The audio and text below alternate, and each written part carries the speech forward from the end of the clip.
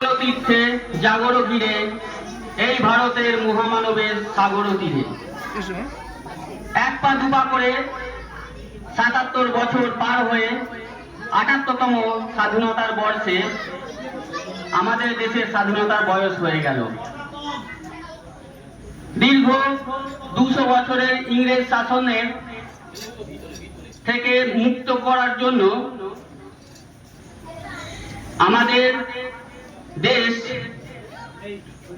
অনেক সংগ্রাম, অনেক আন্দোলন সারা ভারতবর্ষ জুড়ে এবং অনেক আত্মত্যাগের মধ্য দিয়ে সেই ইতিহাসকে স্মরণ করে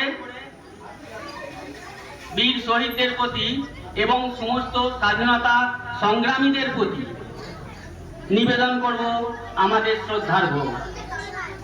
তার সঙ্গে অর্জিত স্বাধীনতা মর্যাদা লাভে নিয়োজিত করব আমাদের কর্তব্য। কারণ মোহিনী চৌধুরীর কথায়, মুক্তির মন্দির সোপানতলে কত প্রাণ হলো বলিদান, লেখা আছে অশ্রু জলে।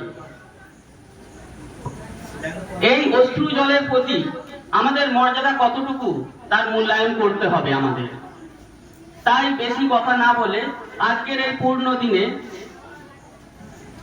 এই অনুষ্ঠানে উপস্থিত মঞ্চে উপবিষ্ট সভাপতি, প্রধান অতিথি, বিশেষ অতিথি, অন্যান্য অতিথিবৃন্দ, আমার স্নেহের ছাত্রছাত্রী এবং উপস্থিত অভিভাবক অভিভাবিকাবৃন্দ, সকলকে স্বাধীনতা দিবসের আন্তরিক শুভেচ্ছা এবং অভিনন্দন জানাই।